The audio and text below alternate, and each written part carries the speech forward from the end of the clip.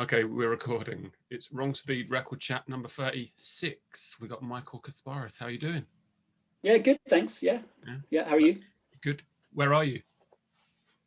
I'm in Glasgow. I'm in a place, a kind of suburb.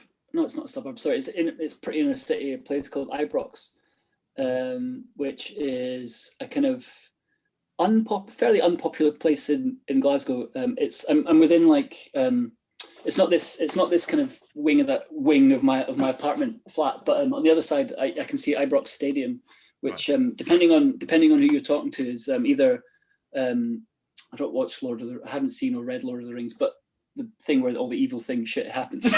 Anyway, the bad place, or if you support Rangers, it's like I don't know, like a good place. But yeah, so the place I live is kind of like, it's within like 20 minutes walking distance to like some pretty trendy, nice places in Glasgow, where you can get flat whites and stuff. But where I live is much more kind of like fry up territory. But it's cool. Like it's I'm like half an hour from walking from my work, and I can walk to, it's like pretty central, but just kind of like weirdly not popular like just yet. So I'm kind of, it's pretty quiet, apart from I live across the road from a sort of tire place, so I kind of get a lot of noise during the week, but this is way more information than you asked for. I'll give you my address. But just trying to paint a picture. But so it's basically. How long have you been there? Because you moved up there from London recently. You're obviously sort of from there, but you moved around. Yeah. Well, actually, it's quite a while ago now. I moved up in 2014. So I've been here 7 years now again. I lived in London for 10 years before that, which is where I started the label and started most of the music that I was doing. Well, I started a couple of bands down there, and before that I was in Glasgow for a few years, and that's kind of where I started getting into music. But I left when did I leave? I think I left Glasgow in 2005, something like that. Right. But yeah, while I was here, I was kind of involved in music. I have a feeling that we sort of would have first kind of met. We were certainly in the same room as each other when the band you played in, or play in still, played with the band that I play in, and it was at the Slow Bar. Yeah, that's right, in Islington. Yeah. Yeah, it was Lowest Form. Yeah.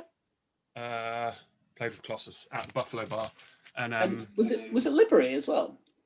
It could well have been. Yeah. I think maybe Liberty played as well. But I think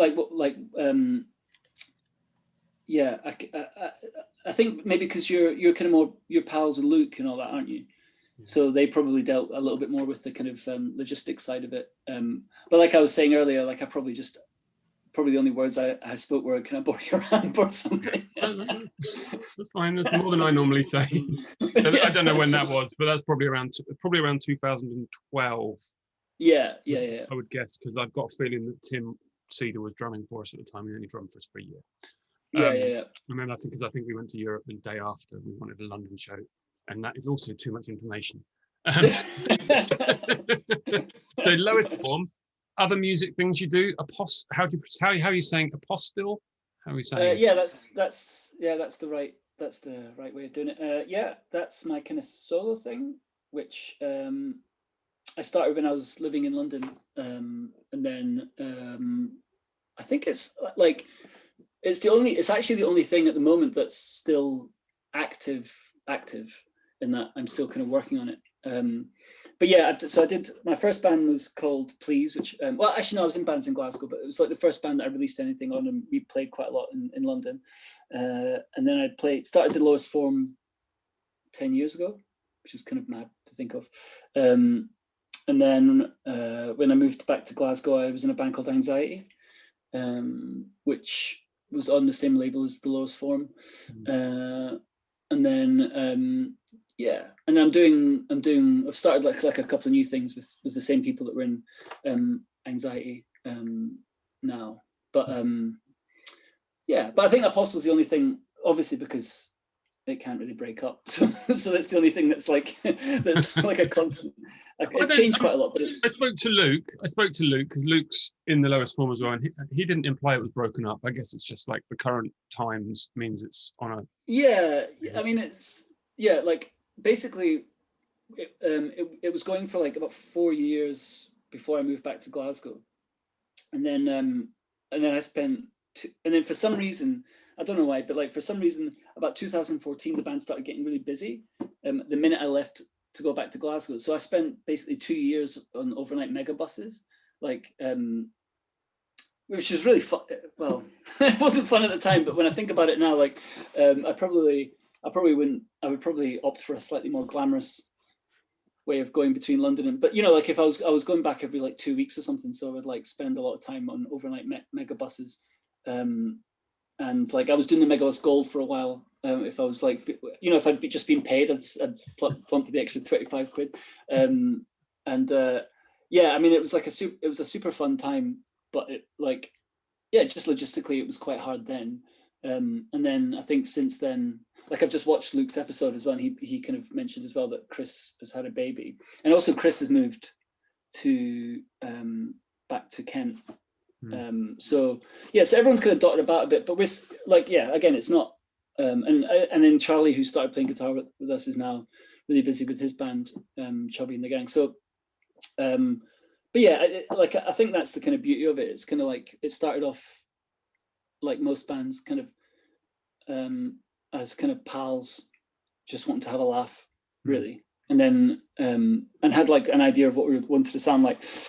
And then it's kind of the sort of thing was, if like, you know, we don't make anything from it, and like if it, you know, if we kind of like cover our costs, then we're kind of like pretty chuffed. I mean, we're so bad at like like considering that of the four kind of like original members, like 3 of us run record labels and do kind of like, you know, like we're so bad with money. Like at the end, like there'll be gigs that will like be back at the after party, whatever, and we're like, so did you get paid? He's like, no. Did you get paid? No. So we're just like God. And like, you know, and like the 3 of us sell merch for a living, but like we'll just forget to do the merch stall, and it's usually poor Paco that ends up kind of like getting saddled with the kind of logistics side of it. But yeah, the long and short of it is that it's the sort of thing where like the minute it stops being fun, we probably would stop doing it, because it's only the only reason it is worth doing is because it's fun. I think it's the same with the thing that I do. Sometimes I think I'm under the impression nowadays that it's lasting longer because we're not always rehearsing. Yeah. Did you start in London? Yeah, because I always thought of the band as a London band. Yeah, so we were all in London from 2003 up to about 2007-8 when I moved to Somerset. And now we're just exploding around the country so, in the way that you have. Yeah, so where is everyone else? Chris is in Nottingham. Right, yeah. Will is in Sheffield. Okay. Bob, Paul and Reese are kind of southeast still, sort of London and outer London areas. But so where would you rehearse? We rehearse somewhere that's completely inconvenient for everyone. Spread the pain around a bit. Yeah, well, no. Why should anyone get special treatment? So we record. We rehearse. Sorry, it is London, but it's kind of out past Twickenham. Okay, yeah. It's very extreme West London, like hope for South London people, useful for everyone else. Totally love it. I suppose this is probably the sort of thing where it's like not that difficult for you, because you could probably just drive there and back. Yeah. Because it's like, if it's west, it's kind of out your way. But yeah, like I mean, the lowest form, like we often practice before a gig, which is just once before a gig, which is probably why the last few gigs have been absolutely shambolic. That and probably most of us being completely inebriated as well. But I mean, that's just the nature of it. I thought I think it could be the last time I saw you, unless I saw you at one of those Static Shock weekends. But was it Super Normal? I mean, it's a gig I talk about a lot because I thought it was really excellent. Yeah. Played in the tent, but also we can talk about your other band, that Apostille. You also played in the tent, and I have this excellent memory of you doing it. And you had a bit of a pop at the sound man. Did I? Yeah, it was really entertaining. As an audience member, I found it really entertaining. Oh man. Because apparently the sound on the stage wasn't very good, right? Okay. So he was on the side like fiddling, and you said it sounds terrible up here, and he was like, but it sounds good out the front, and you're like, but I'm not there. Does that sound like you? Yeah, it does. It does sound like me, but like I kind of like it, obviously like people playing music taking pops at the sound man is like the worst thing ever. Like so, but I think I probably hopefully would have done it with a sense of humor, and I probably would have gone up to him later and said, look, I'm really sorry, it's all part of the act, whatever, I was just acting or whatever. So I probably would have felt really guilty about that, but as long as I got a laugh.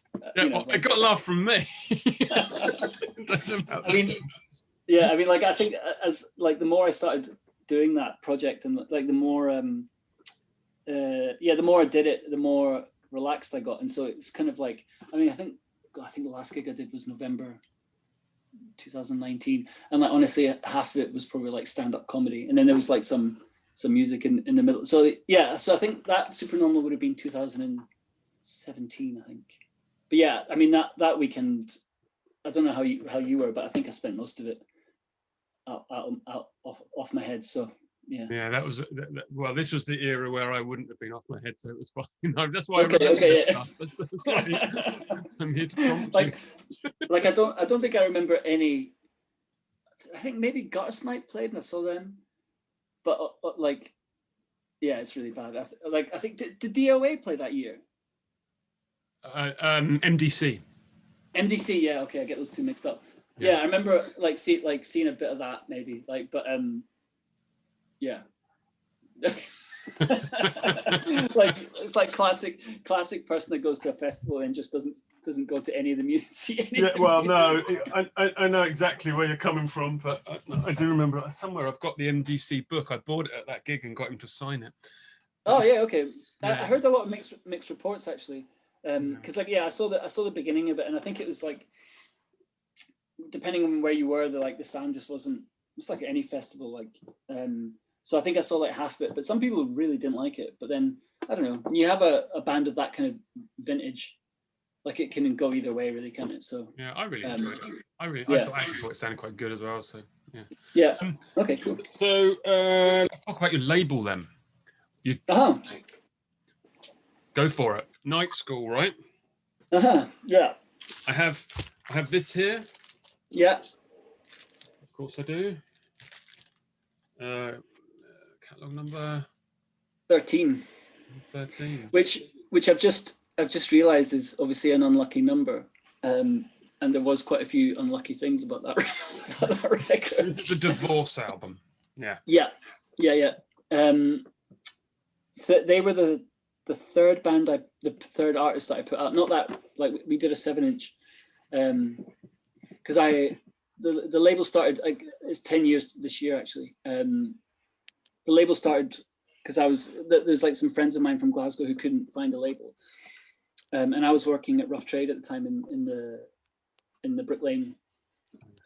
I just finished working at Music and Video Exchange, and so like I just kind of like was surrounded by people doing labels, and like a lot of my friends as well, like mutual, like Luke and Paco and Tom Ellis and who else? Bill Cooligus was still in London at that point. So like a lot of my friends were running labels, and I kind of thought, well, it seems like something that I could do. So I started doing it.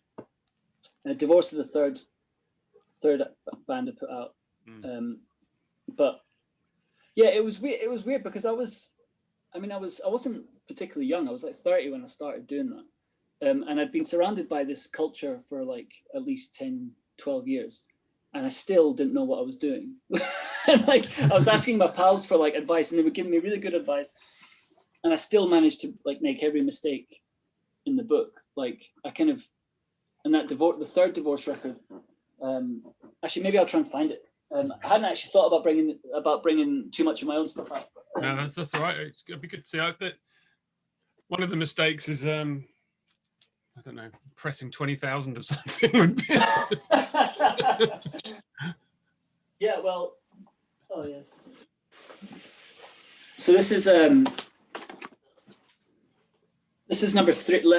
So the catalog number is really sort of lame, actually. It was like lessons, because it was like night school. And I was like being sanctimonious because at the time working at Rough Trade, I kind of like was dealing with a few kind of like indie labels who just kind of were, and then like some of them were kind of like also working with people I know, and like I was hearing some kind of like horror stories about how people were treated and shit, and I was like, oh, I'm going to do this like label where like, because I've been in bands for so long, I know exactly how people want to be treated, and then so it was kind of like a tongue-in-cheek thing. Anyway, but in the end, it just ended up being me teaching myself how to not do things. So this is the third release, the third night school release, which is the Divorce 7-inch. It was called Meeting Love Attack. This is quite cool. This is like a screen printed. It was a screen printed sleeve. It was in black and red, and then I did a few kind of like offset ones. But then this one, it was like I was cutting up. Oh yeah, I taught myself how to screen print. Me and a friend sort of taught ourselves how to screen print, which kind of went all right. And then, but I didn't have a guillotine, so I was doing it all with a scalpel, and I ended up slicing my thumb, cutting this card out. And because I'd sold up most of them already, I couldn't. Basically, I bled over a bunch of them, and I couldn't like discard the sleeves because I just printed enough. So basically, I had to send out like 37 inches that had blood all over them, which could have suited the band actually. And then that one, the one that you, the album that we put up. Oh, you still got the download code. Yeah, they broke up on the release date. The release show. Yeah. Absolute dream maneuver for you, I'm sure. Thanks, guys. Like, oh my god, it was like at the end of at the end of their tour. They just toured. I mean, like, I think what made that band amazing was like, obviously, like any band, the personalities in it, and they're all quite kind of like extreme. I mean, I love them all to bits. Quite extreme personalities. That kind of, I think they just got to the end of it where they're like, I think a lot of bands, depending on who's in it, like, has a shelf life and how much you're willing to take of other people. And I think they kind of like broke on that tour. And I remember like it was at a place called Birthdays on Dalston, Kingsland Road or whatever.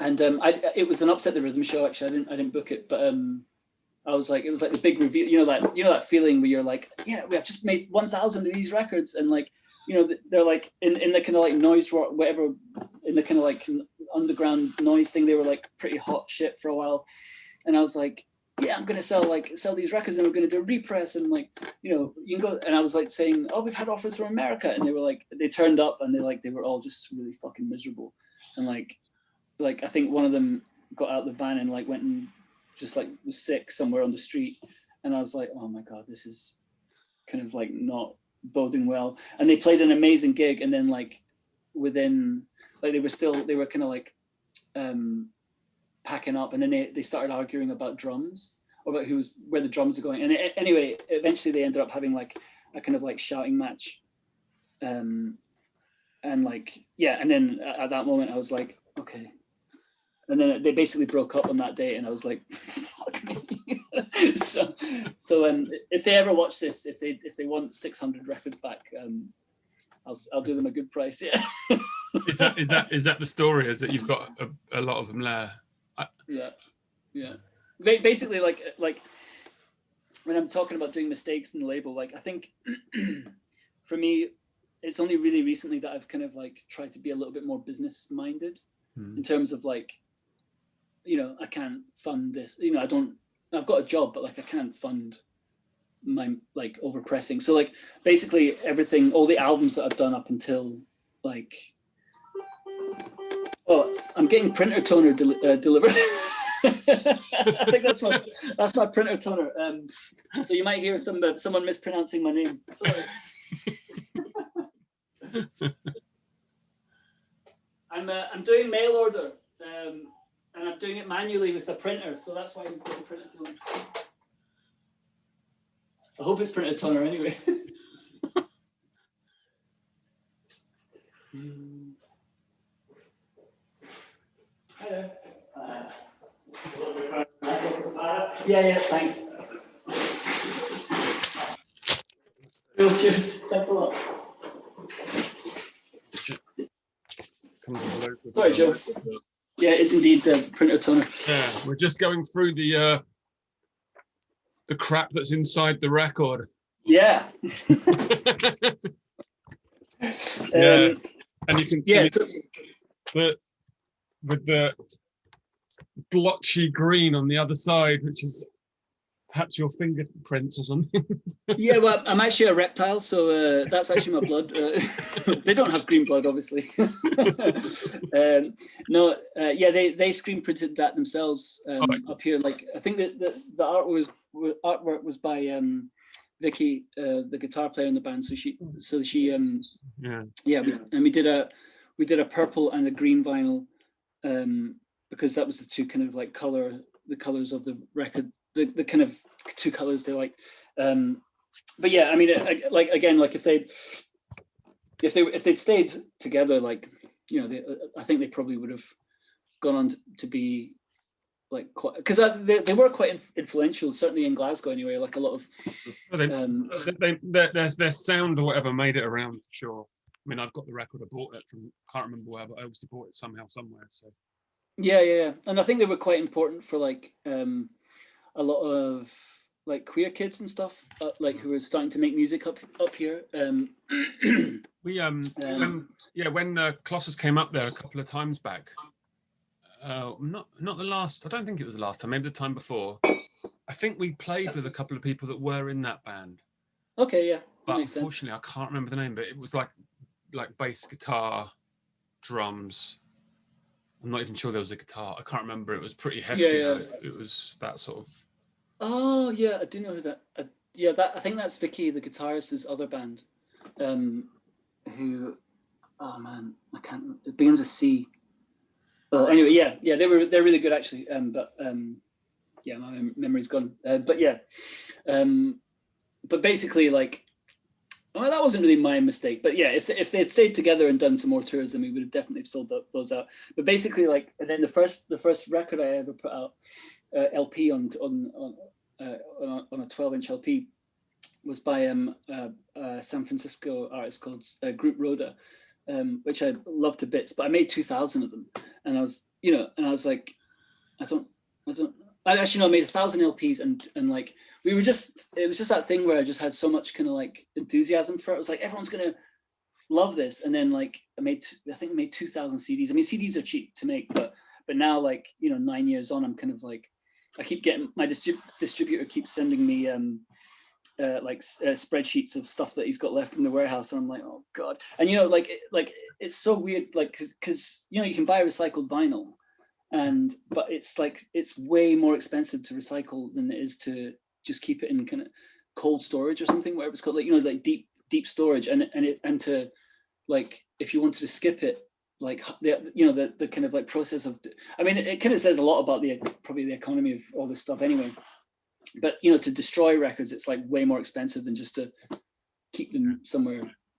Yeah, so anyway, long and short of it is the label has got a lot of dead stock. But you're still releasing a lot, so what's new? What's new? Well, I mean, like, at the moment I'm in the middle of so the most kind of successful, or the most kind of popular artist that I work with is a singer called Molly Nilsson, and we did this 7-inch which we announced back in January, and it's just like, I literally got the copies last week, and so it's like a fundraiser for Black Lives Matter. And so basically she wrote this song called Hey Moon, which John Mouse covered in 2008 or something, and so that song became really popular for him, and it got synced. It ended up getting synced on what's that, like something on Adult Swim, the kind of like Vice affiliated thing. Yeah. What's that, sorry? Yeah, it's like an animation thing. Yeah, but subsequently that it has something to do with Gavin McInnes, who's the Proud Boys guy, and so people started associating that song with the Proud. And anyway, and then in January when those people stormed the Capitol in Washington, like you see like Ariel Pink and John Mouse were like hanging out there. It was just like just thinking about it now, it's like if you'd said a year ago, 2 years ago, so in like January 2021, a bunch of people are going to like basically invade the Capitol, and Ariel Pink and John Mouse are just going to be like, I don't know, like filming it as some sort of like weird voyeurs. Like you would have just gone like, nah, that's just too far fetched. Anyway, and so Molly was really upset about it because loads of people were kind of like going on social media going, I'm never going to listen to this song again. John Mouse is ruined for me. And like she was like, it's not even his, it's like a cover. In fact, he sang over her original recording of it and put it on his album. So it's just like it's like karaoke. Anyway, long and short of it is that we made a 7-inch of her version of it, which is 11 years old now, and we're donating all the profits to Black Lives Matter, and that came last week. I got a pallet of these things delivered, and so basically you can't really tell now, but my room is like an absolute shit tip because I've got to ship 1,100 orders out, and that's why I just got printer toner delivered because it's eating my bread. I'm going to charge it to Black Lives Matter, and then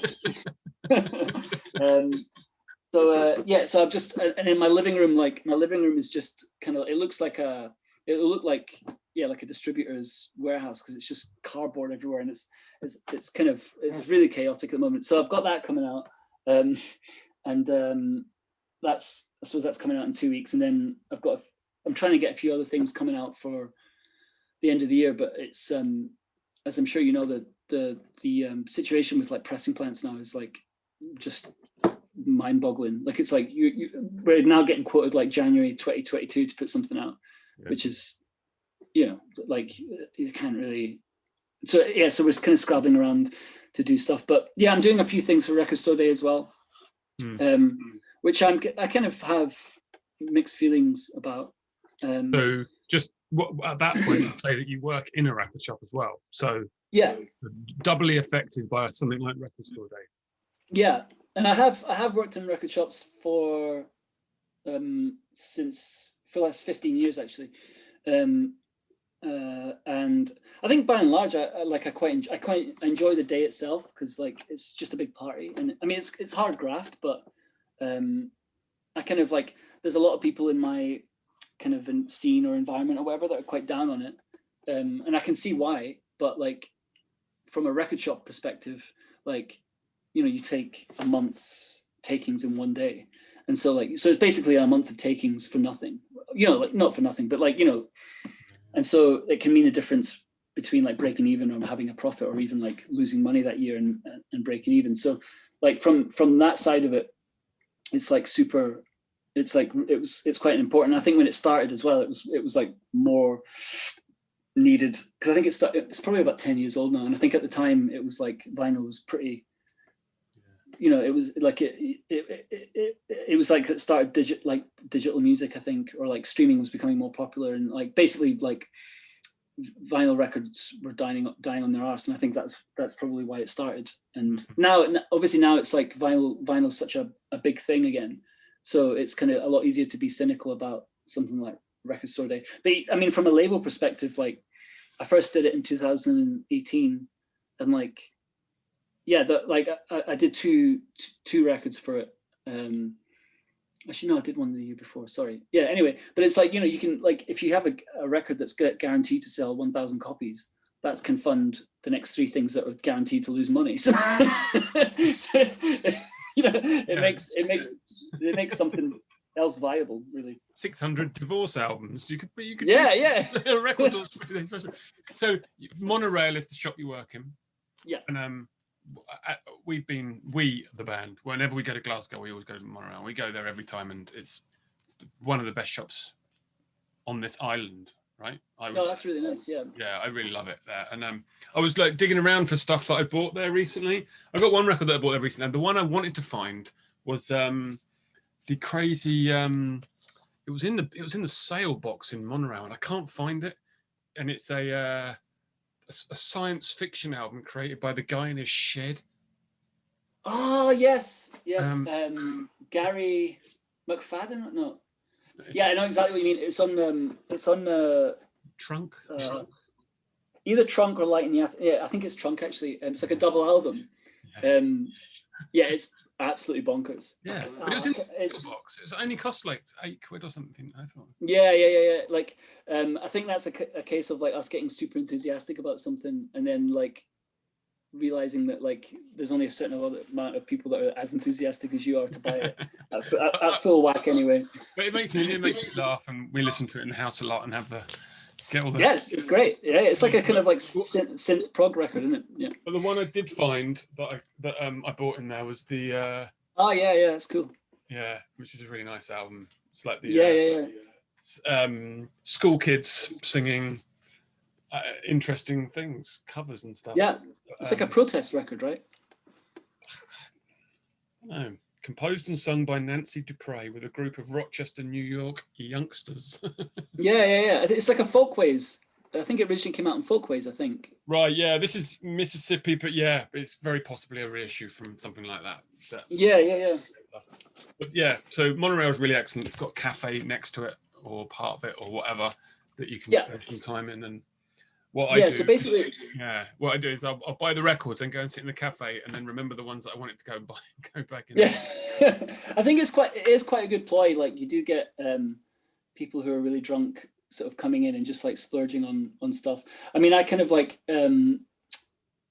it's been there. I think next year is its 20th year, and so when it first opened, I was living in Glasgow and like I wanted to get a job there, but it's so small, like there wasn't any jobs going, and so the reason I'm working there is I basically just made a job for myself. When I was up on tour in Glasgow when I was still living in London. I just kind of said to them, look, at this point they didn't have a website, and I was like, look, let me move back and start run your website, and that was 6 years ago or something. So so I ended up, so it's kind of like my dream. When I was a kid, it was like my dream job.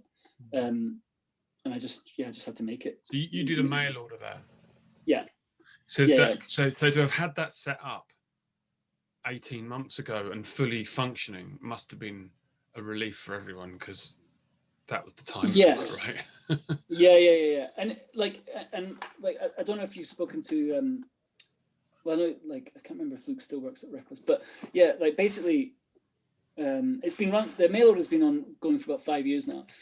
But then like when lockdown hit, it kind of like it just went through the roof. Like it's been a saving grace, really.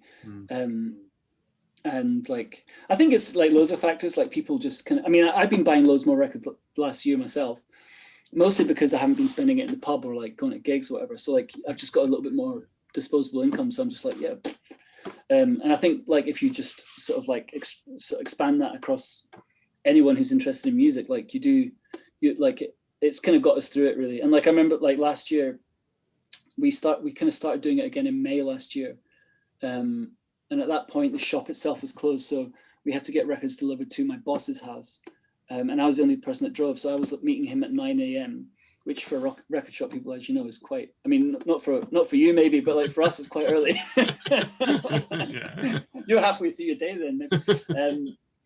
But yeah, and so I would be loading up my wee car with like, I think the big one was like a Caverns of Antimatter LP or something, and it was like I had like 8 boxes of like 50 count records in and I was like sort of driving, like following my boss down the road, like he was on his bike, and it was quite kind of like, it was a wee bit like car boot, selling out the back of a car boot.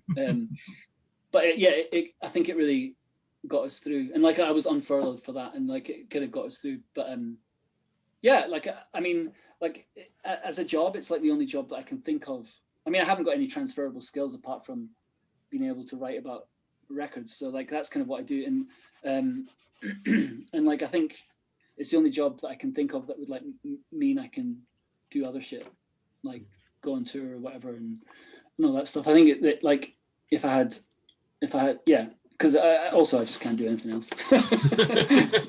Well, I can't do anything. That's why I do what I do. But yeah, but you got to have a job, haven't you? So what can you? Yeah. Sadly, you might as well enjoy it. Yeah. I think we should go through the list of things that I sent you. I do have some other bits that I wanted to talk about with you, but hopefully that opportunity will come up as we go along. Yeah. So I'm going to guess what your favorite record shop is, but let's have a record from your favorite record shop, or talk about your favorite record shop. Well, so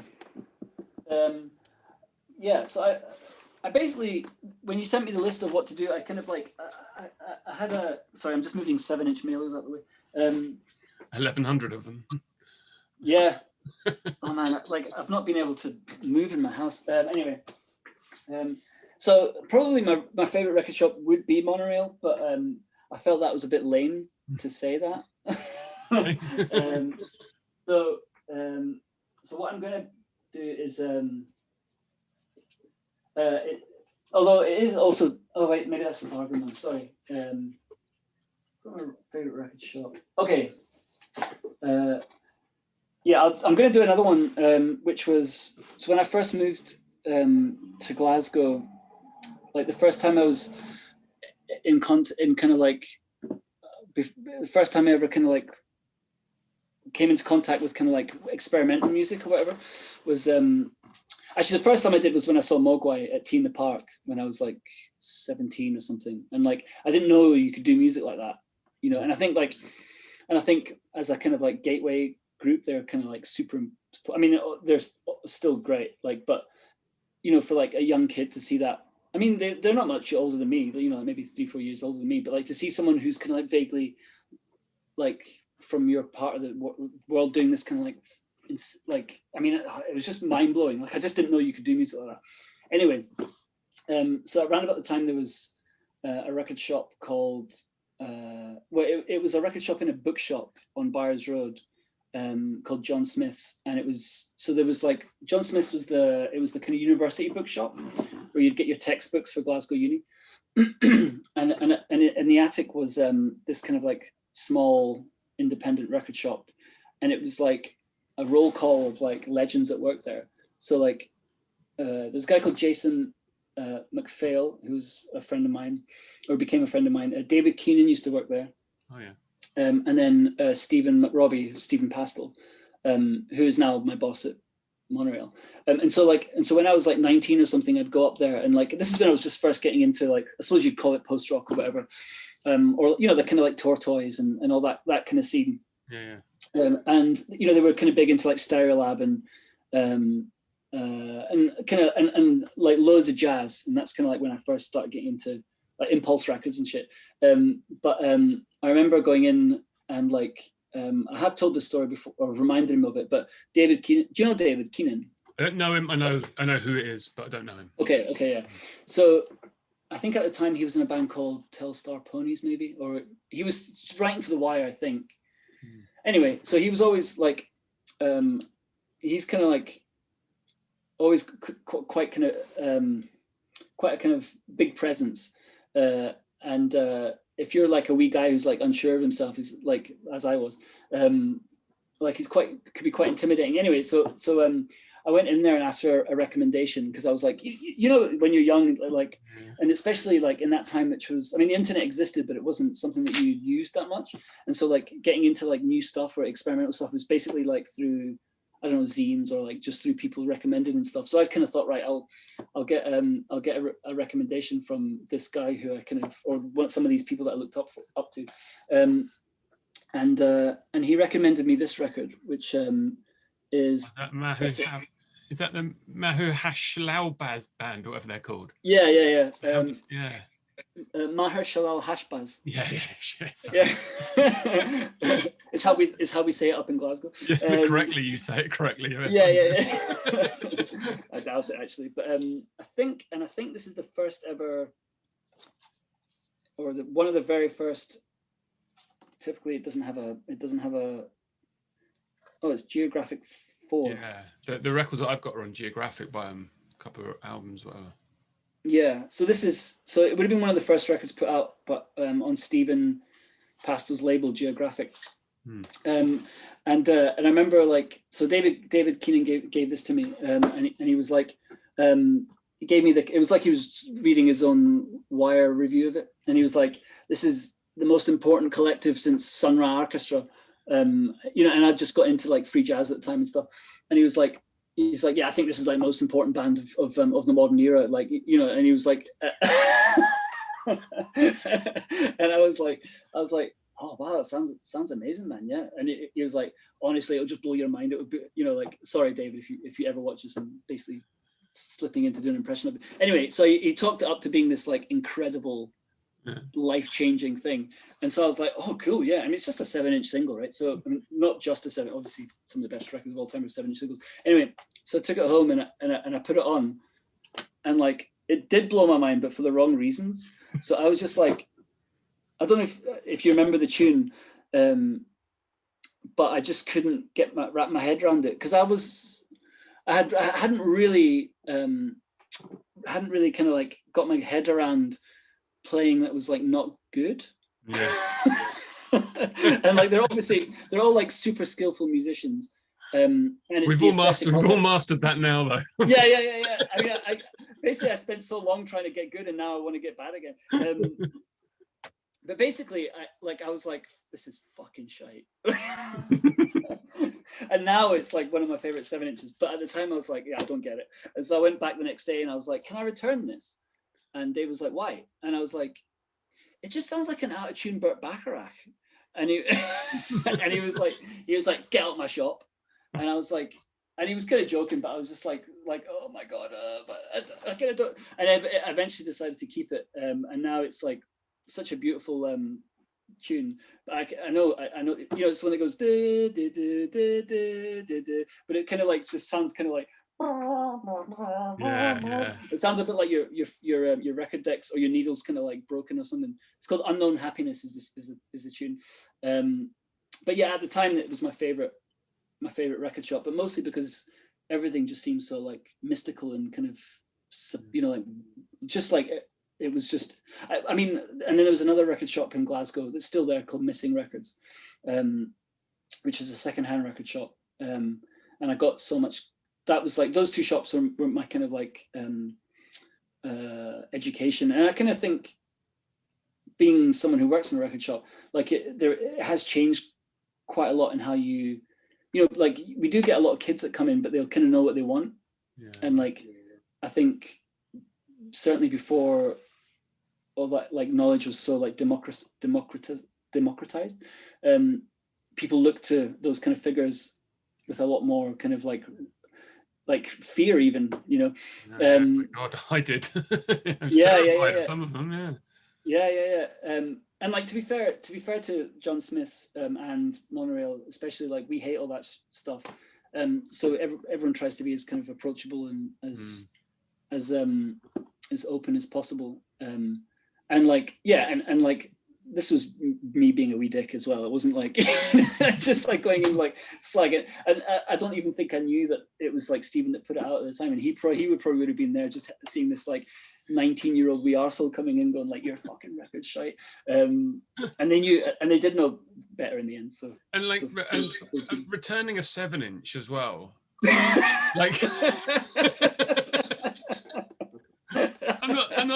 I'm not suggesting you were made of money, but I mean, it was probably 99p, wasn't it? But like at that time, you could get a pint of Thistle Ale for 84 pence. So that was like represented a whole pint.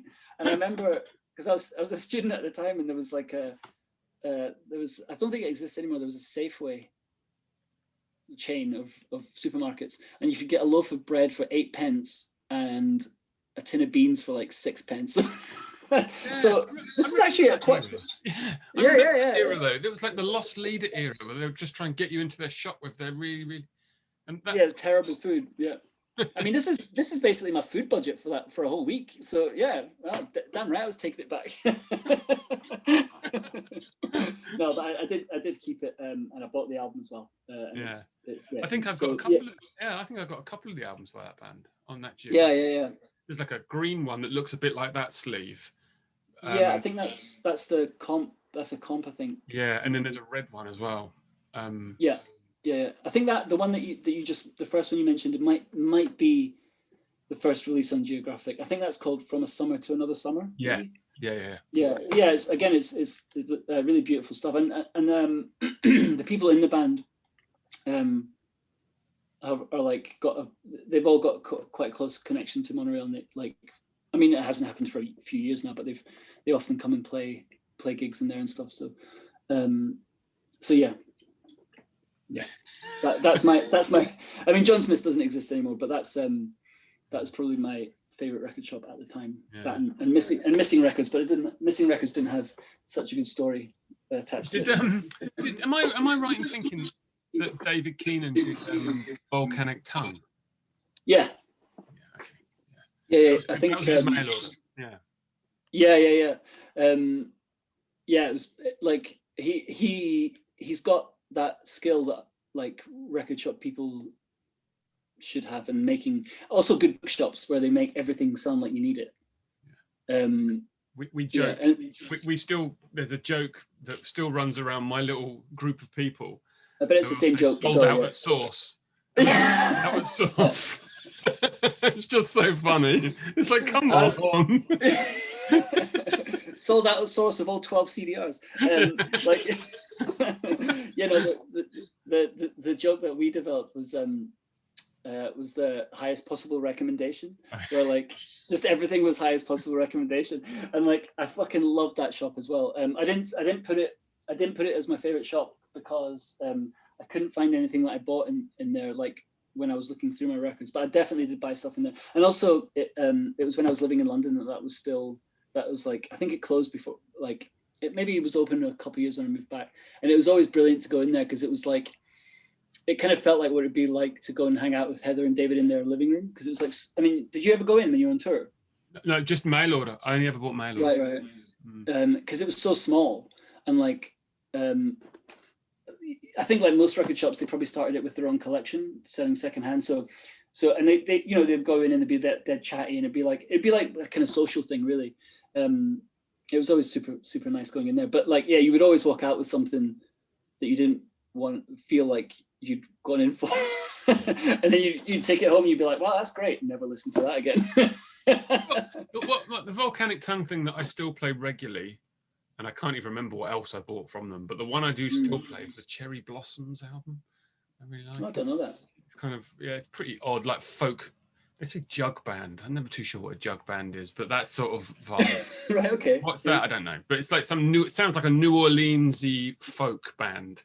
All right. Okay. Of sorts. It's really good. Is that like blowing jugs? Like going? I don't know. Is it? Am I making that up? Is that not a thing? I'll look. No, it up. Jug bands are a thing. Is that not like? Is that what the guy in 13th Floor Elevators played? He played a jug, didn't he? Yeah. Yeah, maybe. I don't know. I might edit this. Okay. Yeah. I don't edit anything. I did edit Stuart Braithwaite's one. He had a knock at his door. Okay. We cut it out. That's the one edit we've done. Yeah, feel free to cut up my my toner delivery if you want. No. That was an insight into it. Insight into running a label. Yeah. Record with memories. Okay. Memories. I actually picked a few, but I'm also kind of, I realized that we can't go on for too long. I've got three. Go for it. Maybe I'll just rattle. Actually, okay. I'll just. This doesn't have a specific memory, but I think when the first time I heard the Sonny Sharrock album, Black Woman, that was again like when I first was getting into like free jazz and all that sort of stuff. And like I think it's just it's really like it's that thing where it's like, especially, is it the final track? No, Peanut is and Portrait of Linda in Three Cars. Like it's that thing where it's like chaotic, but there's like a real beauty to it as well. And obviously Linda Sharrock's voice is just incredible, and yeah, the whole thing is just amazing. Yeah. Before you jump on away from that, do you have this record? I don't have that. No, it's got wow, good lineup. I don't know that one actually. In fact, I think I only know this one and the one after it on BMG Actuel, Right. and Last Exit maybe. Was he in Last Exit? But yeah, this one came out on that Hive Mind Records in 2019. Oh yeah. When's it from? Only at the time, but it got reissued on vinyl. Is it like a 70s? Originally released in 1991. Okay, wow. Yeah. Yeah, I didn't know that exists, but Elvin Jones and Pharoah Sanders is pretty. It's pretty amazing.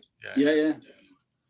Is it quite kind of like, because it wasn't Last Exit, it was the bass player guy. No, like there was a Sonny Shock album I listened to from the 80s, and it was good, but it had that kind of like digital reverb 80s production, which kind of like ruined it a little bit for me. I mean, I like that on some things, but yeah, I don't think this has that. Okay, yeah, I'm just gonna write that down actually, because I do.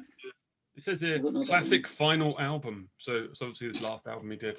Classic, apparently. Okay. I bet it's sold out at Source. You can bet your life it's sold out at Source. That's tip of the tongue. Yeah, those two are great though. Like they, Heather and David are they're regulars in Monorail. So and like, because David's a pretty successful author now, from what I can gather, and so he comes in he signs books for us a lot. So he's one of the people that him and Heather and him are one of the few people that I've seen regularly throughout lockdown, because he just comes in to sign books that we then sell on. So it's been quite like there's been a few people that have kind of regular visitors for that, all socially distanced and stuff. But anyway, so so I've got two records that have got specific memories, though I don't think I had them on these formats. And one is Bitches Brew. And again, I think this is probably the first kind of like, however you want to describe it, like out there jazz, or like free, it's not free jazz, but you know what I mean, like kind of like jazz that wasn't swing based or something. And it was a friend of mine who I briefly played in a band with, who played in Mogwai for a bit as well, called Graham. He was in a band called Remember, or he was a band called Remember. Anyway, and he was like the only friends that I had that had a car, like when we were like 18, I think. And we both did like a summer school to get into uni, because we both didn't do well enough in school to get into uni. And I just remember like coming back from a practice, and he was driving me home. I think he had it on CD. He also had a CD player in his car, which was pretty cool. And even in like 1997 or something, it was pretty big deal. Anyway, and so he brought this out, and like, I mean, it just looks fucking cool from the start. Sorry, I'm not actually showing it. And then he put it on, and like, I remember it was like pishing it down, and like it was like super rainy, and he blasted it like so loud in the car. And like, I think there's something really specific about listening to music in a car. Like, I think it just that's like for me, that's when music sounds the best, I think. Do you when you were young, did you do the car test with mixes of your albums and bands? And I mean, that's what I still do. Like, I kind of, and like, I feel like that's the best way of doing it. Like, and also it's probably, I mean, especially when I was doing a lot more driving before lockdown, it's probably where I listened to music most, because I'd be like driving 8 hours to like, or if I was on tour or whatever, like, or driving, I would like drive to London and back.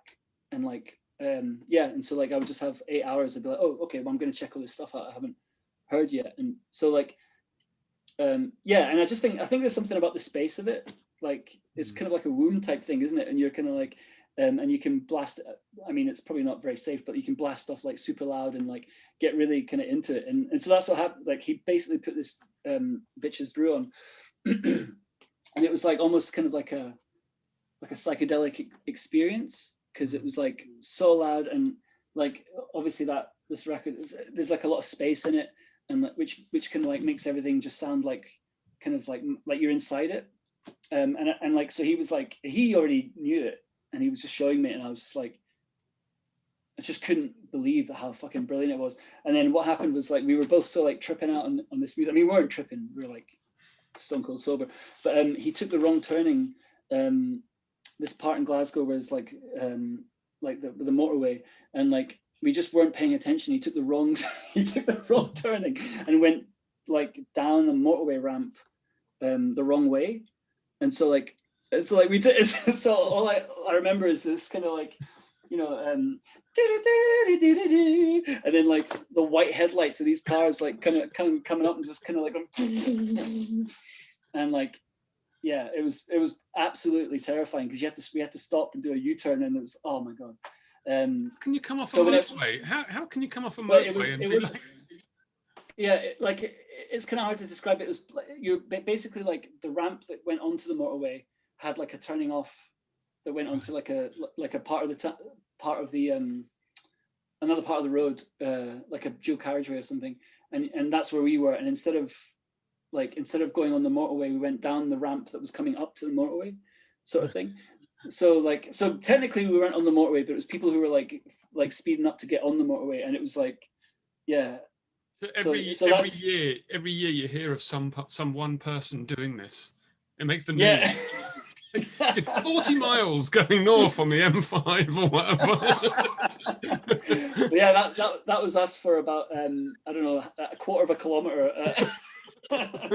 In fact, it was funny. Like this has got nothing to do with anything, but I was talking to a taxi driver once, and like there's parts of the motorway in Glasgow that is quite famous in the city centre. Basically, they fucked the town planning up in the 60s, and there's like bits of the motorway that don't go anywhere, so they're just kind of like cut off bits of ramp, and they just stop, and then like it's kind of like a wee bit post-apocalyptic, because basically like loads of dirt sort of like commute, like, and then bits of like trees start growing there. Anyway, and so there's one part in Glasgow that's like quite famous for shagging, where like people like go up there like and you're basically right next to the motorway, like and this taxi driver was telling me this, but they have taxi drivers have a code for people they see walking on the motorway, and they're called walkers, like zombies or something. And it's like some, and then he was like, yeah, I picked up this one guy who wants to basically save his life because he was so steaming, he just decided to walk home along the motorway, and so they're called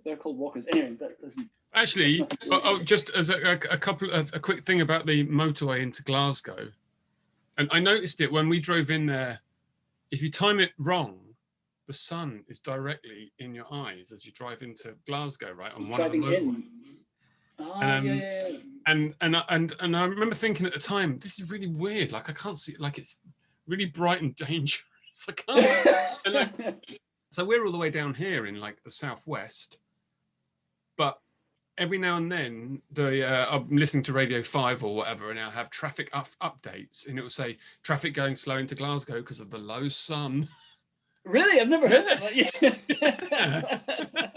And I'm like, I know, I've been there. It's a nightmare.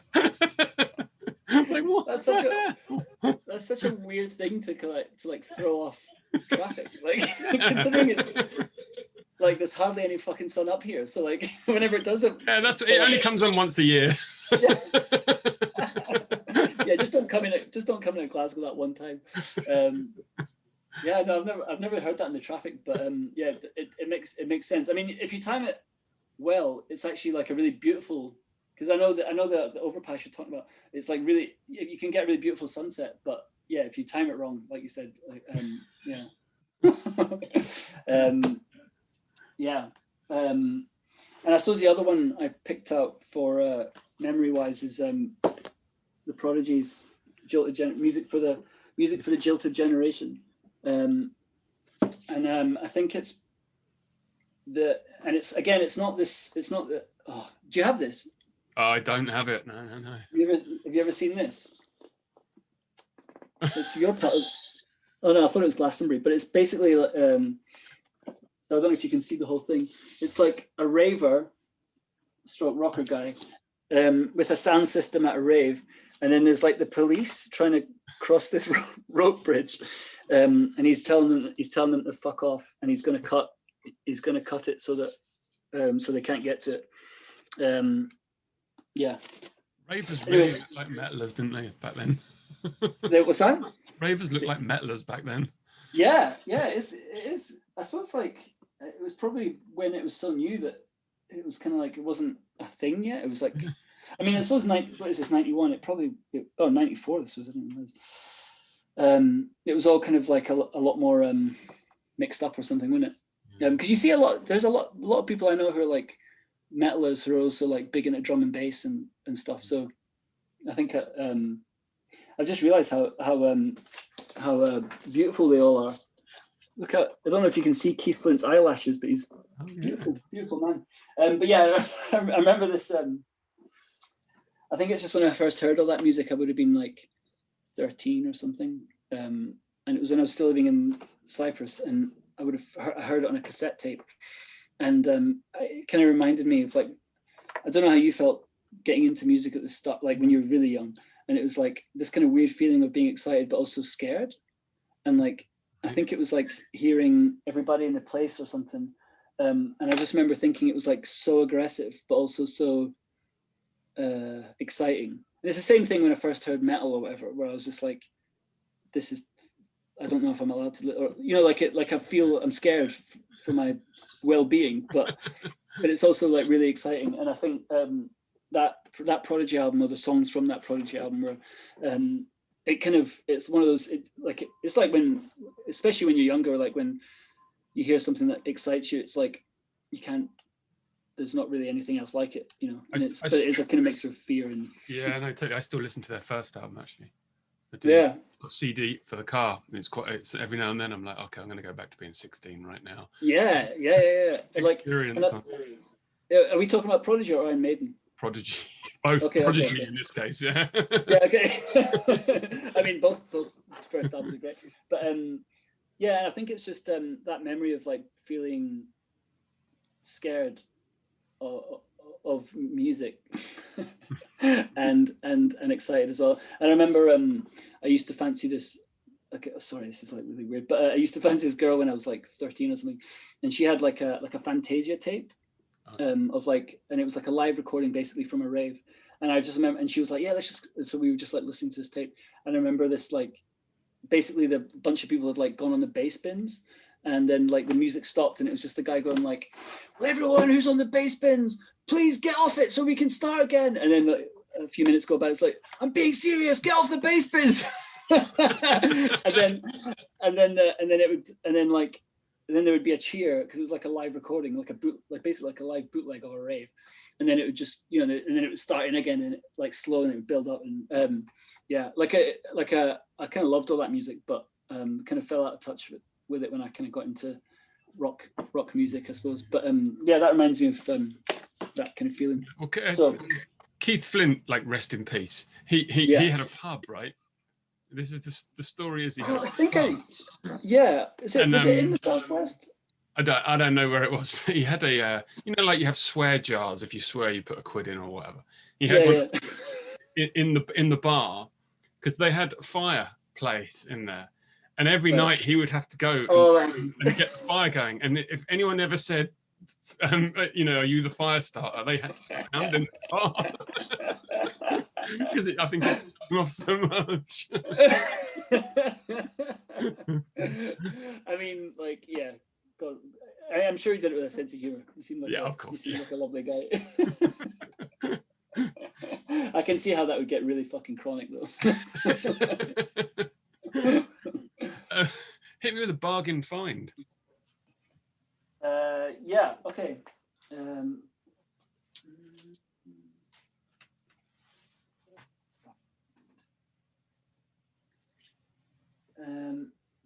Can you remind me of the categories again?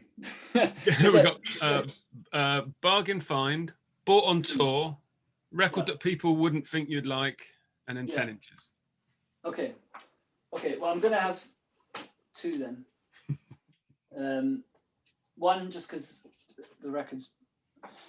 So this is the kind of the cool one, which is it's a compilation of super weird DIY music. It's called Weird Noise EP, and I think I got this from I think I got this in France. There was like a small record shop in Perpignan in the south of France that was like specialized in like rock records and stuff, and then they had a little box of like post-punk and DIY stuff, and like it just looks so kind of like shit and weird, and like, I mean, like I can barely read it, and it's right in front of me. But they've got side bad and side awful, and then like the way this is the notes here. Okay, yeah. It's just like written on by in pen. Anyway, this is like a pretty. This is the label. And like you should. The back is pretty cool actually. It's kind of cool illustration. Oh yeah. I don't really know what's happening there. Just a guy and a woman and in a kind of anyway. But the best song on this is on. Did you ever get those Mesthetics compilations? They were like compilations of DIY music, like I think mostly in Britain, but there was like loads of them, and it was basically people who like compiled all these like private press, right, okay. like DIY singles from it's like from about 78 to 83, I think, something like that. You know, and it's just like the most sort of weird. I mean, there's like stuff that you'd know on it as well. Like I think that's how a lot of people found out about like bands like the Homosexuals and stuff like that. But one of the songs, I mean, probably all of these songs on this is on it. But if you have a minute, you should definitely check it out on YouTube. It's a song called "Don't Make Another Bass Guitar, Mr. Rickenbacker," and the band is called Danny and the Dressmakers. Yeah, they've got 9 minutes on this one side. It's on 33 RPM, and it sounds like absolute shit. And it's basically like I'm just writing it down. Danny and the Dressmakers. Yeah, Don't Make Another Bass Guitar, Mr. Rickenbacker. They've got other songs on this. It's got the Instant Automatons, which and it's got The Door and the Window, which is Mark Perry. So there is more famous stuff on it. The other song, which I don't remember how it goes, is called Legalize Vimto, and it's a 25-minute song called Legalize Vimto. Anyway, so Don't Make Another Bass Guitar, Mr. Rickenbacker is just one riff played on presumably a bass guitar. And it's like kind of out of tune, and it's just them kind of going, "Don't make another bass guitar, Mr. Rickenbacker," and it is mental. But yeah, I think I got that for like €2-3, and it's like a triple figure. It's on Fuck Off Records. Simply the very best in bad music is the title, the thing there. I like it. Yeah, it sounds like shit. It's brilliant. And this isn't particularly a bargain, but I think I feel like I need to talk about this record and the shop that I bought it in, and it is one of my favorite rock records, and it's Holy Diver by Dio. Love that record. Yep. Yeah. And I bought it in Music and Video Exchange when I worked there for. Sorry, the lighting here is no, I see. Yeah, we've talked about these stickers. They're good stickers. Yeah, they're fucking horrible. I got it for £1, and I think at the time you'd get stuff for half. No, you didn't. But I think it's probably my most played £1 record. I've had to buy it again because this one's kind of falling apart. In fact, it was falling apart at the time. So actually, do you know what? It wasn't even a bargain. It was probably like properly priced. But you know, they had this. I worked there for 5 years. We had this system of like reducing it every month, and then the red stickers were the absolute worst. I'm sure you've chatted about this already. These are the ones that kind of have the kind of like basically like they're welded to the sleeve. It's really evil, and it was basically like so that if you tried to take it off, it would like destroy the sleeve. So it's kind of like you know, like when in banks where they put like ink bombs and money to stop people stealing. It was basically to stop people stealing cheap records, so that so if you bought it, it would just be like you just fuck the sleeve. Really? Yeah. And it was also meant to stop sticker swapping. So because like the green ones were slightly easier to come off, and the green ones were kind of like on the higher end records, but they're kind of like bargain basement shit. Ah, okay. I didn't know they were color. What do you call it? Because we've talked about the stickers. We've had a couple of people who have worked in that shop on this. Yeah, I know Chris Bress. That's where I met Chris. Right. Bress Okay. as well. Yeah. It was Phil, who was an early episode. He worked there, and Ralph Bassclef worked there. Oh yeah. Okay. Yeah. Yeah, it was one of those, or it is one of those shops still there, or some of them are still there, where everyone just seemed to kind of pass through. Like, yeah, I kind of still friends with a lot of people I work there, but it was kind of, I won't go into it too much if you've already spoke about it, but I think it was like the kind of whole record shop lore is kind of like, I think a lot of it actually probably comes from there as well, because it's been there for 40 years now. And like the story is that the guy who runs it, owns it, I don't even know if he's still alive, to be honest. He was a total tyrant boss type guy. He was a contemporary of Richard Branson in Notting Hill, and obviously Richard Branson is now flying people to the moon, and the boss of this place was definitely not doing that.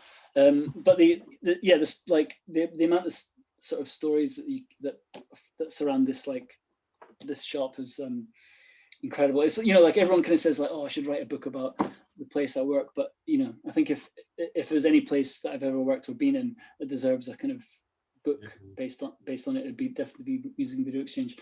I seem to know at least 10 people that have worked there, and no one had ever told me. And Phil said this to me earlier episode, and you can maybe confirm it on the time that you were there. Maybe this was the time that he was there. He said that 10% of your wage was in music and video vouchers, tokens. That's true. Yeah. I mean, it was just one of the absolute mad schemes that are in there. And it was probably a tax dodge, probably, I think. But it was quite a good deal, because it was like, I think you got 10% of your wage, but it got doubled up. So if you earned like 1,200 quid a month, you'd get 240. 10% of that would come off, so you'd end up getting like 900 and whatever. Sorry, 1080. You'd get 1080 pounds, and then you'd get 240 vouchers back. So you could afford to spend 240 pounds on records a month, which at the time was pretty good. And like, and obviously when you worked there, you'd get the stuff before it went out, so you'd have like you'd have the best picks. So like, I went through it when I worked there. I was like really into buying records, and I would probably buy like 30 to 40 records a week, which is mad. And so I definitely had stuff that I never listened to, but because it was quite cheap and like kind of readily, you know, like you could just buy stuff. So that was kind of like when I was at my kind of record buying peak. But yeah, it was a brilliant place to work in, if you could put up with the general public being at their most mad.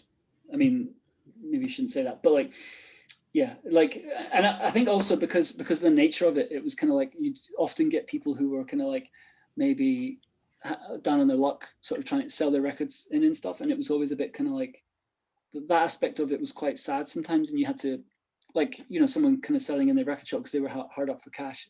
Their record collections are hard up for cash is pretty tough to deal with if you're just a kind of a clerk, and so suddenly you're kind of like, oh, I'm really sorry, I can't help you out, you know. But yeah, and then like, yeah. Anyway, it's just a very used to do that pile though. You'd bring a load in, and it'd start the pile. It'd be like the good pile and the bad pile. It's like the pile we're not having, and the pile that we are having, and the pile that they are having was like this high, and the pile that they're not having was like this high. And you're like, oh, I've got to take the Gary Moore home with me. And just one of the quirks of that place, as well as 10%, is that it's like the boss had told you to never refuse anything. Yeah. So what would happen, I'm sure it happened if you were in that situation, was they were like, we can give you this amount for that amount, or a penny for this whole lot. Yeah. And so they would give you like this. So yeah, like you said, there'd be like a pile of like these records, which, you know, I mean, the thing is, I think at the time it was like usually just kind of like stuff that you'd see every day. Like at the time, it would probably been like Paul, not saying that this is what you'd be selling in, but like, you know, like Paul Young, No Parley, like Phil Collins records, you know, like just big records that you didn't need. And obviously now you'd probably get more money for them now. But yeah, so one of the weird things is that you couldn't refuse. So you'd be like, can offer you 30 quid for these 4 records and a penny for like these 100 records. And yeah, and it was like even mad things, like you weren't allowed to close the door. So like in the depths of winter in Notting Hill, like you had to have the door open at all times to encourage people in.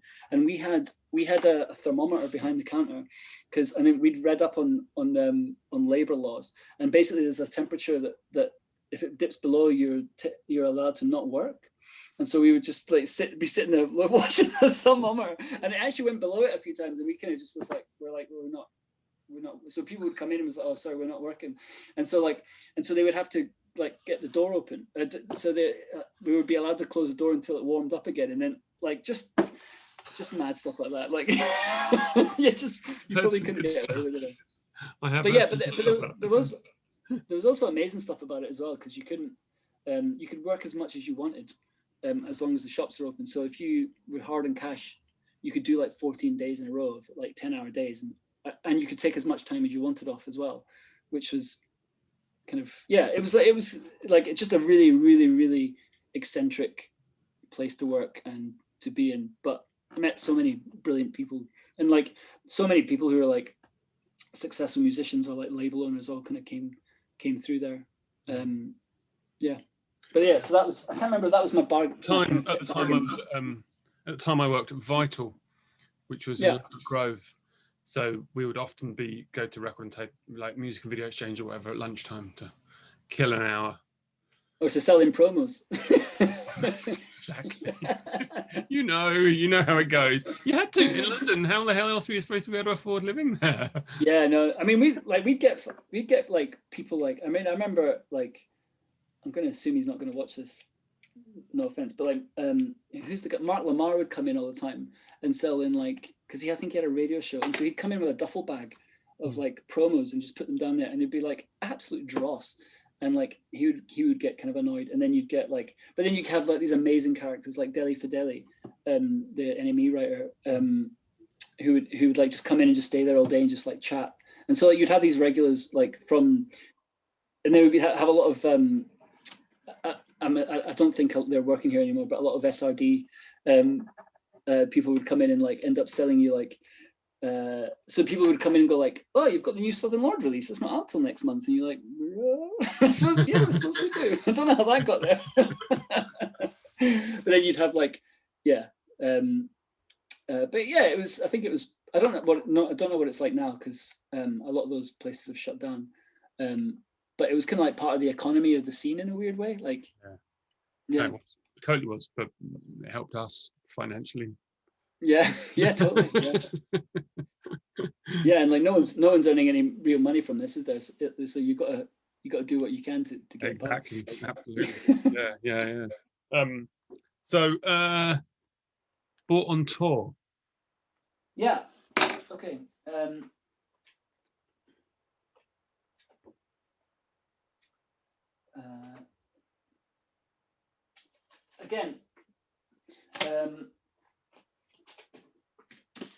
Again, I've got two. I'm sorry, I'm taking up so much time and bandwidth here. So this one is not a particularly it's not rare or anything. It just it reminds me of a really good tour, which is Elaine Radig. Although I watched that, there's that documentary Sisters with Transistors that came out a couple of weeks ago of like electronic music by women, and I think the pronunciation was Eliane Radig. Anyway, right. I bought this in Cleveland about 3 years ago, and it just reminds you of a really brilliant tour. It's a lovely. It's like, do you know her stuff? To a point, yeah. I mean, this is like early 70s, so it's kind of ARP and Moog synthesizer stuff. I kind of probably prefer slightly later, more abstract stuff, but yeah, I got this. Oh my god, Carrot Top. Is it Carrot Top Records in Cleveland? Anyway, a guy called John. A friend of mine called Jimmy, who does this project called Prostitutes, and he runs his own label called Stab You Down up there. I stayed with him for 3 or 4 days, and he took me around Cleveland, and so I bought this record in there, and I ended up playing a gig. We had this kind of like one-off project with him me and John Elliott from Emeralds, we did this kind of industrial type thing. We played one gig at this venue called Now That's Class, which was like one of the stinkiest, most it was a really funny gig. Anyway, so this record by Elaine Radigue reminds me of that tour. What tour was it? It was I was driving Molly Nilsson around America. Cool. For 5 weeks. I played about 10 gigs as doing an Apostille set, but it was mostly driving, which I love doing. And it was it was a total dream. It was like March and April 2018. And it was like from Miami to Boston, and then Boston to Cleveland, and then all the way back down again. So it was kind of like hit like loads of places in the South, and it was brilliant. And also like we were driving a big car around. So I watched Luke's episode just before this, and he was talking about how he does a lot of stuff by public transport. But when I'm doing those tours, it's basically, I'm kind of like a glorified butler, basically, like helping Molly around and driving. She doesn't drive, so I'm sort of like driving all this merch around. But we just had like this big car, so I was just buying loads of records, which I could have bought at home. But I think it's that thing, being on tour is it's a bit like being on holiday. I mean, obviously some of it's absolutely not like being on holiday, but I think that idea of going to record shops and different, I love it. You just get so excited by stuff. You're like, it might be something that at home you'd be like, I mean, not that record, but you might just be like, what? Yeah, I don't care about this. But when you're on tour, everything just is like super exciting. You're like, yeah, buy that. Well, yeah, because if you're in a record shop, my brother lives in Australia, right? So whenever I visit him twice, but I always go to the record shops. He lives in Brisbane, so I go to the record shops there, and I think I'm never coming here again, so I have to buy that. Yeah. And it might be like something you can quite easily get at home. Yeah, Dead's Atomic Dustbin. I can't get that anywhere else. I love Brisbane, actually. I was there in just before lockdown, again on tour with Molly. Brisbane, there's a famous like drag club there. Anyway, Brisbane. I loved Australia and New Zealand. And then the other thing that I picked out to put on tour is a record by a band called La Bendin Toten. Oh yeah. And I got this on tour with the Lowest Form in Portland, when we played a show with them in Portland, and it was like, to this day, one of the best gigs I've ever seen. And I mean, the record is kind of unlistenable, but in the best possible way. Yeah, I have a record by that group, and I can't say I listen to it that often. Yeah, I like it, but it's one of them. Yeah. You put it on and you're like, wow, why don't I listen to this very often? And then like by the end of it, you're like, okay, see you in another couple of years, but or never again.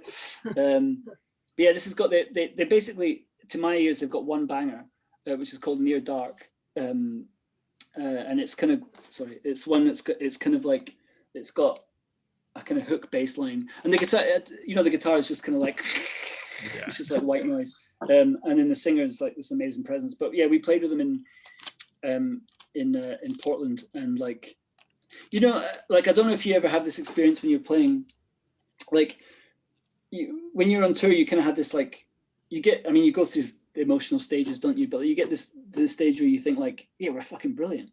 Like, like you've been playing, you're like 4 or 5 gigs in, and you're like, yeah, we're really locked in. Like every night's been like amazing. And then like, and then you play with a band, a support band, or you support somebody, and you'd be like, oh God, why the fuck am I doing this? And that was definitely one of those things where we kind of played what was probably an okay set, and then they bring like, they put like police lights, what they call, the revolving lights. So they put them on stage, and they hang their big banner up, and then it's just like 15 minutes of like the most mind-blowing thing of it. Yeah, and at the end of it, I was like, okay. Love that though. You're right though. After about 3 or 4 shows, I find you start swaggering about like Oasis or something. You're like, yeah, the boys are here, something. It's absolute nonsense. Yeah. The boys are here to play to 10 people. Yeah, everyone's life's going to change tonight. Yeah, no, but then you get that bit where you're like, why the fuck am I doing this? And that's usually like, depending on the arc of the tour. Like if like my tour, the tours that the band playing wise, it's usually probably like 3 weeks is the most I would do.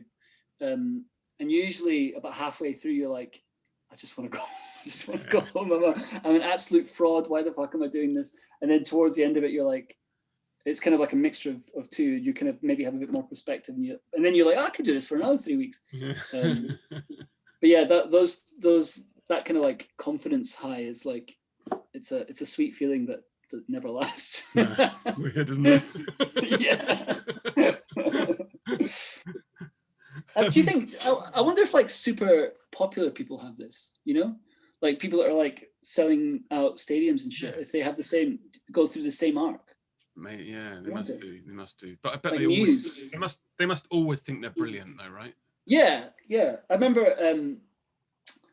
I think we'll probably talk about him later. But I remember John Hannon having this story about his flatmate who was a guitar tech for Muse, and like that was a brilliant. Because apparently I don't know if maybe I'll get hunted down by the Muse FBI, but like apparently they have like another band playing their music behind stage. Oh, in case I've got exactly. Do you know this? I've got the same story about Coldplay. Really? Yeah, and U2. Well, our old guitarist was in PJ Harvey's band for a couple of years. Right. And U2 had that under the stage. They had like a band playing. So if like the a shadow band. Yeah, so if the Edge like fell off the stage again, like he did that time, the Edge falls off the edge. Yeah, his like guitar will just carry on playing. Yeah. I mean, it's bonkers, isn't it? Like, so they just have they did have like someone who's like, well, Soundgeist was like, who just sort of like does a quick switch. Yeah. Like it's so mad. But I heard that the Edge has. I mean, it makes sense if Muse have it, then the U2 and Coldplay would have it. But like, I heard that the Edge has someone underneath the stage who works his effects. Oh. So like, and that's why like, so they've got someone who works, I suppose like wah pedals for his delays. So like someone who's like manually kind of going like it's mental. Is it the Bill Bailey bit where he does about, I don't know if you've ever seen Bill Bailey play his guitar, and he's like, this is the Edge without his effects. And he's just like, puts the effects on, and it's like, streets have no name or whatever. Yeah, it's true though. It's like, I can remember the first time I ever picked up an electric guitar, and I couldn't play guitar really. I was like battering around the acoustic, and like it was that kind of feeling where you're like, I'm fucking amazing. Everything sounds amazing, and like. Yeah, it's the same with if you have like just loads of delay and reverb on something. Like I'm sure the Edge just kind of goes up, and then it just kind of has this stadium filling sound, and then he gets that kind of 3 gig confidence thing before he falls off the stage. Anyway, sorry, digressed a little bit. Don't know what we're talking about the Edge. Can always talk about you too. Yeah. On that note, record that people wouldn't think that you'd like. Yeah. This is consistently tricky, by the way. Consistently tricky. Yeah. I think it really like. I think I'm probably going to say very similar things to other people that you've done these things with. I think it just really depends on who you talk to, like friends of mine. Like I quite like a lot of happy hardcore. So like I've got like some really amazing happy hardcore 12s, and then. But what I will pick out, and I also picked this out as something I bought on tour because I've been looking at for ages, which is the Carly Rae Jepsen album, Emotion, from 2017, I think. Oh no, it's even earlier than that, 2015. I'm a big pop fan anyway, but yeah, like I've definitely got friends who love this record with me, and I actually went down to see her with a friend of mine in 2016. She played some theatre in Islington. Anyway, it's to me, it's probably the best like big pop record of the last 10, 15 years. And I think, especially with pop records, if it's like there's just no song on it that you would skip. You'd like, and it's like specifically with something that's kind of got structure and lyrics rather than anything more abstract. When you're kind of like, and especially the way people or younger people listen to music these days, I think, where it's like individual tracks on playlists or like, and so when you have like an album that's just feels like a greatest hits or something, like where you're just like, oh this song, oh yeah, blah, blah. Yeah, this song, this album is that like that for me. And bizarrely, like it's quite a popular album in like the punk community. For some reason, like I remember like a Static Shock, it being quite popular, like songs from it being quite popular at karaoke, when they'd have the karaoke nights on Thursday nights. How long is out of interest as a pop album? How long is it? How many songs? It's about 40 minutes, and it's 12 songs. Because I like occasionally buy these things. I have soft spot for things like J Hus and stuff like that. Oh yeah, that J Hus record's great. Yeah, so the first one, but it's really long, and part of me wonders whether that like that world of music or pop music in general, is J Hus pop? I don't know. Whatever, that pop music world is more like not so much about albums anymore, but more about just having songs on Spotify and having songs. So the album isn't really an album; it's just like a couple of years worth of songs put together. Yeah, I think from what I can tell, I think that's definitely the case. But then I kind of, but also it's probably just to do with format, isn't it? Because like, I remember, like when I started buying music, it was like CD era, and so like albums would just routinely be like 50, 60 minutes, 70 minutes long, because you didn't have to. Because like, as you know yourself, the kind of like the logistics. Okay, I mean, if you're a major label, it's not as big of a thing, but like, putting a double album out is like really hard. And so like, if you're putting a record out, if you can keep it to like 40 minutes or under, it's just economically more viable. But when people started putting CDs out, it just seemed like you could suddenly have like hip hop albums with like loads of skits and stuff. It's like suddenly you get like hour-long albums, and like my attention span is really bad. So like it's very rare that I would actually just sit and listen to a whole album.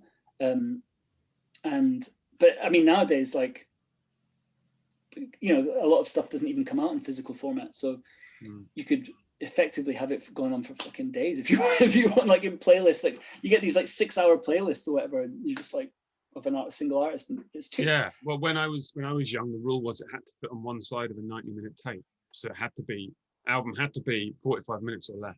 That was yeah. And I think that's natural. Like most people just don't have the kind of attention span to listen to something for that long. And like, I mean, how like Rain and Blood is like what, 19, 20, it's like just over 20 minutes long. Is it 25 minutes long or something? And like, to me, that's the perfect album.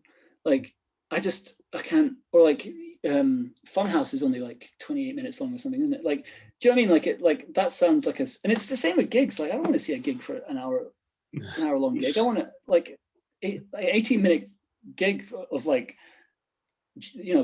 something brilliant is way better than like an hour and like half of it's good and the other half you're just kind of like, oh, I suppose I'll go to the bar. Do you know what I mean? You don't want to watch or listen to music that makes you want to go to the bar. Do you know what I mean? You want your attention to be captivated the whole time. And yeah, so this album is like one of the very few that of pop records anyway that I can sit through the whole. I suppose it's kind of like like 80s inspired synth pop with a lot of kind of like modern production tricks. But just the songwriting is brilliant. Yeah, right. Yeah. Cool. Yeah, don't know it, but I will. Yeah, if you like chart adjacent pop music, yeah, it's pretty. I do. In fact. No, yeah. So her big hit was "Call Me Maybe." Oh yeah, which was like a massive chart hit, and then this album is from the follow up, and it didn't really have as big as a hit on that, but as a whole album, it's great. Yeah. So we'll talk about 10 inches, and hopefully that means we get to talk about John. So go for it. Yeah. So it's maybe a bit what's the word, gauche. But for a 10-inch, I chose a record that I did. Cool. So this is a 10-inch by a band called Please, which was my band with two other guys that I started when I was in London. Yeah, I kind of, when I was watching the other people that talk about 10 inches, it made me realize that I was trying to not be the sort of person that would be like, oh, they're horrible, but they kind of are horrible, and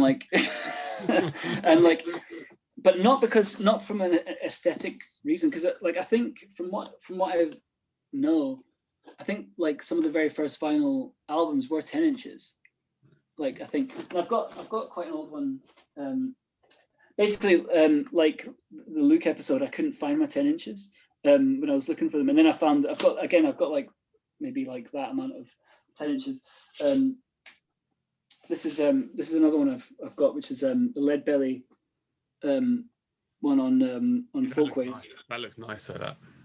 Yeah, it is. It's like I suppose it's kind of like a black and white paste over sleeve, and then it's got like a booklet, kind of lyric booklet, which is quite nice. Yeah.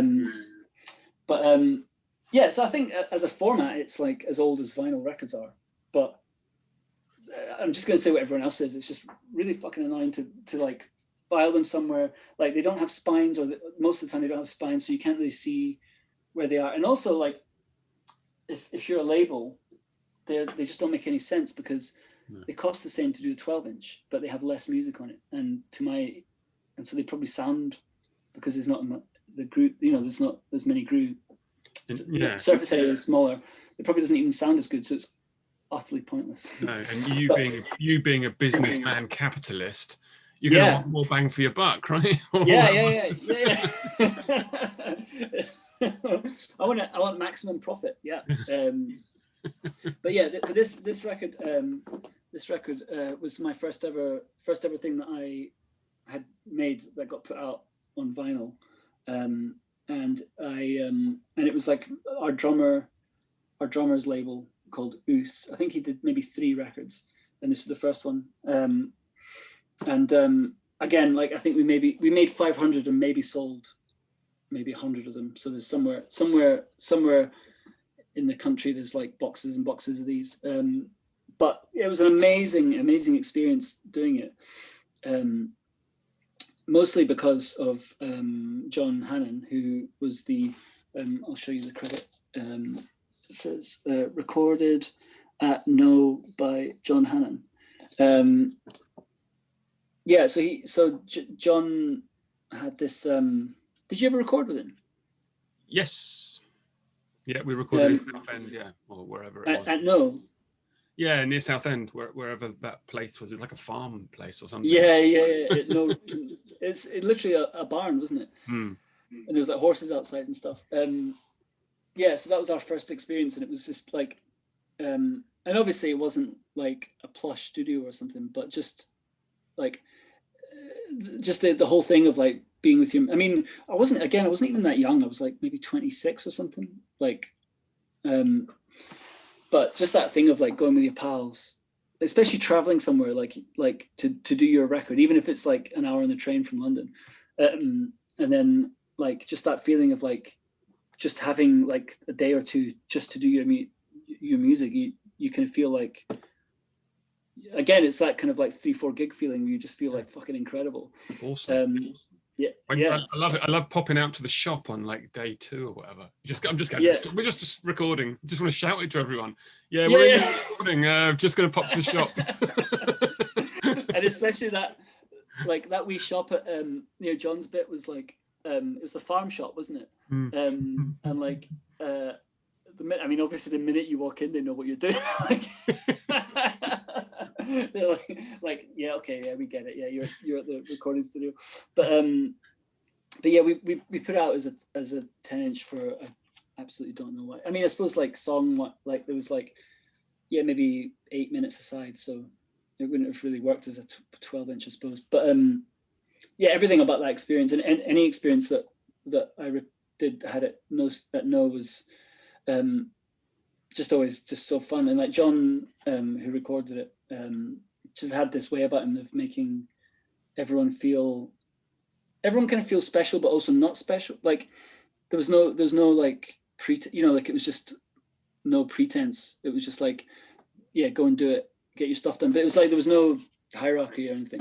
Like he was just a guy who was like pressing the buttons, who knew a hell of a lot more than you did, but like didn't make you feel stupid or didn't make you feel like you couldn't do what you wanted to do.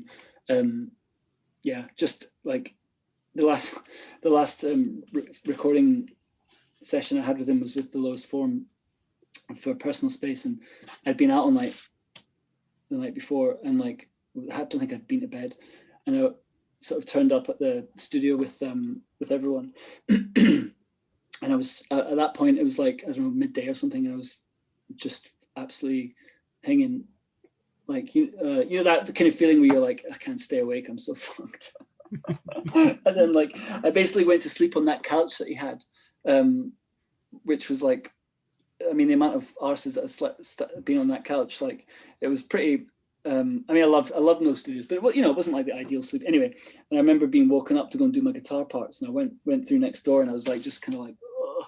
And I sat down and like did them in like an hour and a half or something, and then I just went straight back to the couch and missed almost all of this. And then like I remember them playing me the mixes, and I was like, wow, that sounds amazing. And then there was a guitar solo in it, and I was like, what? I don't remember doing that. That's fucking brilliant. And they were like, no, that was Guillem who turned up. It was like Paco's pal who was in town. Paco and Guillem from Una Bestia on Control. Yeah. So he came in and did a solo, and I was like, okay, yeah, I didn't do that solo. So you also released records by John, or at least one, right? Yeah. I haven't got that one. I've got like 3 or 4 Liberae albums, but not that one. So I'm just gonna hold one up for the hell of it. So I've actually in fact, Luke put this one out. This is an altar. This one. Yeah, it's a really good record. That I think I've got. I've got the CD of it, which I'll show just for the.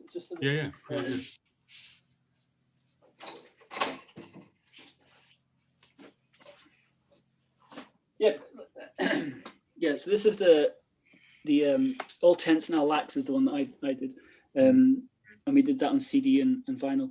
I'll send you one actually, but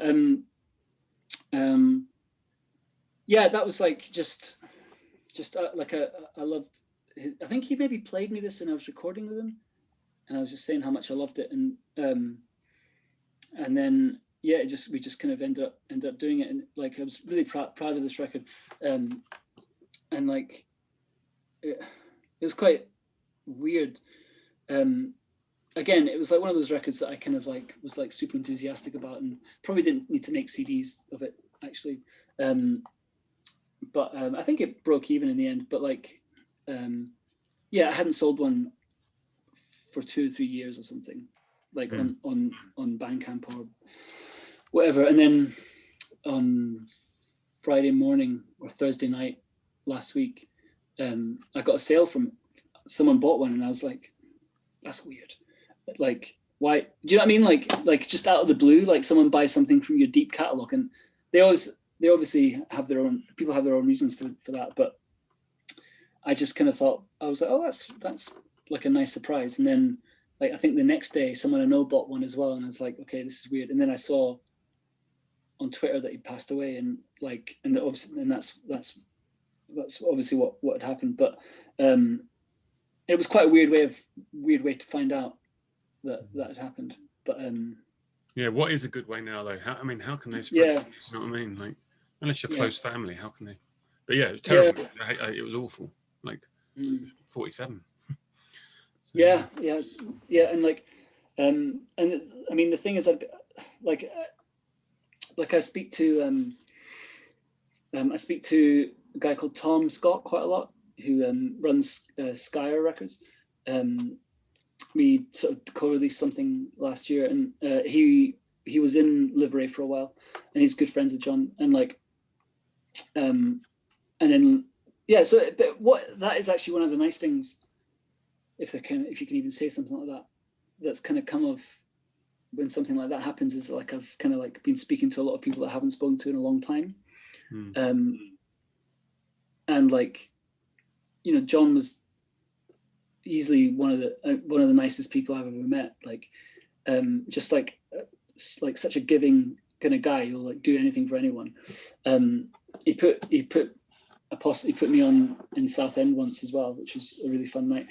Just a really lovely guy, and like it made me realize like how connected he was with almost everyone I know in this kind of scene, but also how connected everyone else is. So like when I was on Twitter or like seeing the amount, like the range of people who were like sort of talking about him, it was actually quite nice, and I ended up having sort of like conversations with people who I haven't spoken to in years about John, and it was quite a nice, you know, it was like a kind of very small silver lining. It kind of made me realize how special all this shit can be, you know. Like I agree. I think it's a close world, and although say I don't know, like Lowest Form type band and like the band we do, they're not like, we don't quite run in the same worlds. You know, we've crossed over once or twice, but we don't really run in the same worlds. But there's so many other people connecting it all the way down the line. Yeah. You know, like Luke put out a Colossus record, or we've recorded with John, and you recorded with John, and all the way down the line, there's all these connections, and it doesn't really matter. Well, that's exactly what I was going to say. Actually, is that like I think for me anyway, as well, I kind of put up these kind of like, I construct these kind of things in my mind where I'm kind of like, oh, that's that type of band, or that's that kind of music, and like you say, none of it matter. Like it absolutely does not matter. Like, you know, like those things are all just kind of like constructs that you kind of make yourself, really. And like, yeah, someone like John, like he mastered Molly Nielsen records for me. Like he made a record with Heather Lee.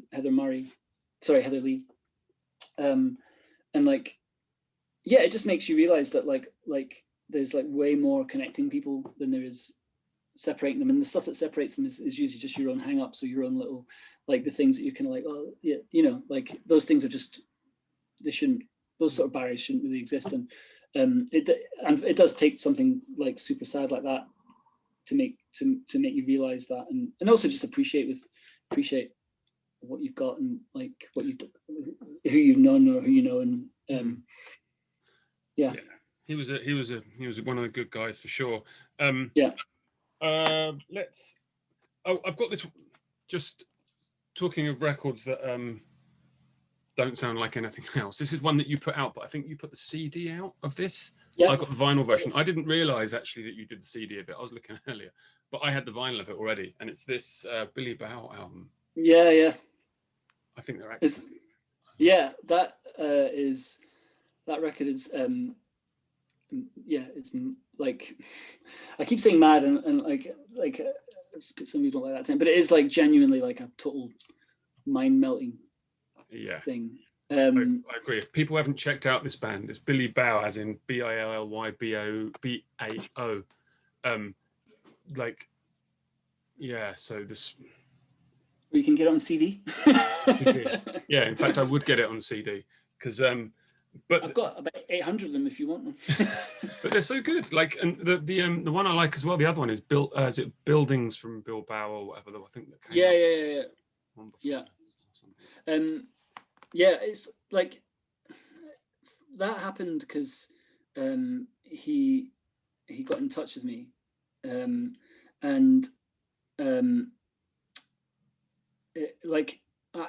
knew his music already.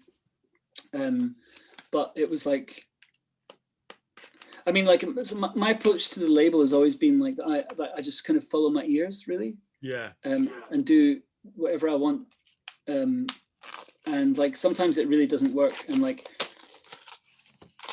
And like, so I think I've probably in recent times tried to be a little bit more kind of like cohesive, because I think it doesn't really help the artist as well if because the label is like probably more known for things like the Space Lady or like or Molly Nielsen or that sort of thing, and then like putting a noise, like, I mean, this isn't a noise record, but say like I probably wouldn't put the Divorce record out again now, because I just think it wouldn't serve the band well, because like they'd be expected to be on something like, I don't know, Riot Season or Rocket, or like, you know, one of these labels who can specialize in that sort of thing. And this is the perfect example of something that I just kind of like fell in love with.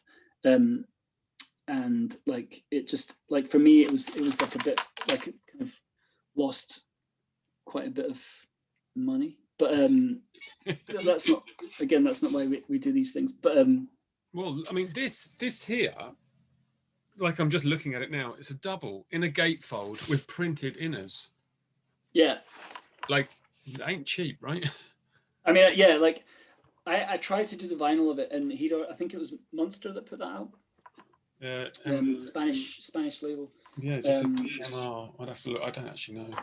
Yeah, it's Munster Records. Right, okay. I mean, the concept of the record is amazing. So it's like, I mean, I'm sure you know, but like it's Matan, the guy who is Billy Bow. It's basically like field recordings and sessions from like musicians and like and just the city of Lagos. So it's kind of like a weird like biography of Lagos. And there's a lot of kind of I mean, you know the record. There's like a lot of spoken word in it, and then there'll be like some kind of like really amazing kind of more like jazz. And apparently it's like some of them are like Fela Kuti's band, who are playing on it. Yeah, and like so a lot of it's also about the political situation in Nigeria. But like for me, like it was just pure like I just fell in love with it when he sent me it, and I didn't really think about how I would like market it or whatever. I was just like, and like loads of people love this record, and like people like The Wire were like really into it, but I think it's just like, and it was that weird, when was it, 2016, 17 maybe? Yeah, it was just one of those like that time where people were kind of starting to buy vinyl more, and like I think it was made as a kind of vinyl record because it's 4 sides. It's like side A, B, C, D, but it actually works as an album as well, as a CD, because it's like a lot of experimental music. Yeah, I would say if people haven't checked it out, do. Yeah, buy it on CD though. Definitely buy it on CD. Yeah, I know someone that's got a couple. I mean, that's the funny thing. Like, I don't have a CD player anymore, and I don't know, a lot of people don't, right? Or like, actually, I have a CD player in the car. So yeah, it's just like the flip in the last 10 years has been, it's been good, but it's like yeah, I very rarely do CDs now. There's previous, so this is episode 36, episode 35, which no one's seen yet, but they will have by the time this goes out. So this is always weird for me to talk like this about a previous episode, is with Aaron Turner. Now, Aaron Turner ran Hydra Head Records and now does Siege Records with his partner.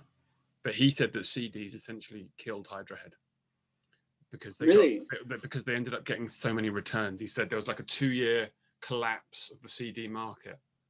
Wow. And then they started getting thousands of returns of CDs from distributors. Well, just shops just sending them back and like destroys them. Yeah. Yeah, so that's I thought like I suppose with Hydra Head, a label like Hydra Head, it probably would have been really CD heavy as well at the time. Like at the time, arguably most labels were at the time, and they got quite big, like accidentally quite big, like Cave In and all those sort of bands. Yeah. So yeah, they would have. God knows how many they pressed of those sort of things, but I bet it was a lot. Yeah. I mean, it kind of like I think pretty much the only artist that I would do CDs now would be Molly Nielsen, or if like a Rose McDowell record or something, because there are still certain people that like certain sort of, for want of a better word, demographics that still buy them.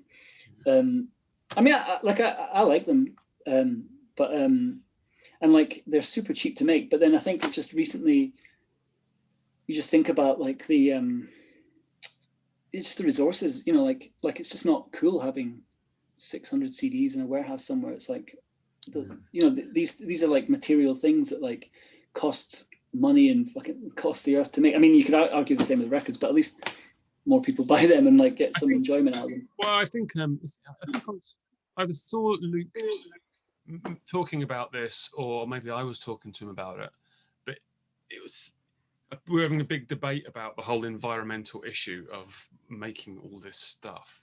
But there is an argument that the big what do you call it? Where you know, the internet. You know, so Spotify and where we know all those places where they're kept and all the music is kept digitally. Oh, the servers, that is not an environmentally friendly place that all that stuff's being stored, right? Yeah, that's funny. Yeah, I saw.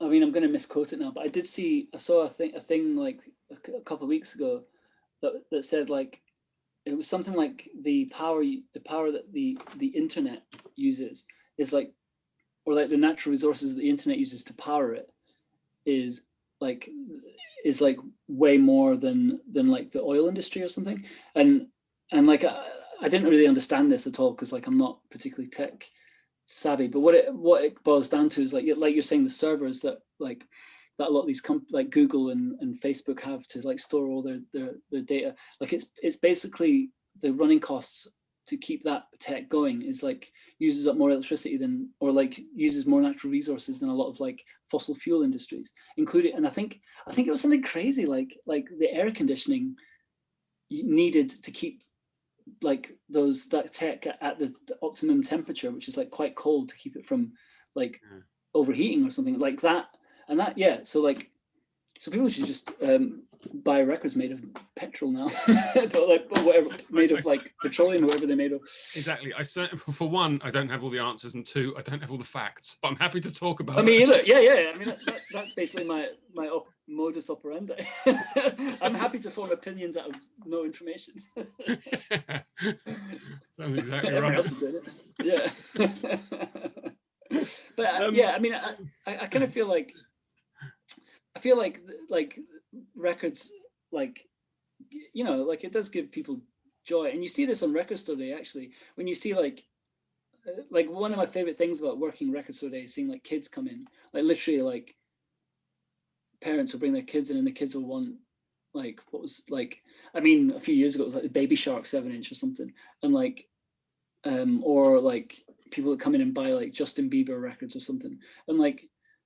You know, those kids will be like getting like a proper joy out of that, and they're like forming memories, and like, you know, I think stuff like that does contribute to making people happy, which is like, you know, there's like so much more stuff that's made that's like doesn't, you know, so like I'm just basically defending my fossil fuel consuming industry here, our fossil fuel industry. But this is something else I talk about with people, but I've got records. I'll see if I've got an old one here, but I've probably got records sitting right near me here that I've had for, here we are. This is an example of a record that I've had for 30 odd years or 25 years. Okay.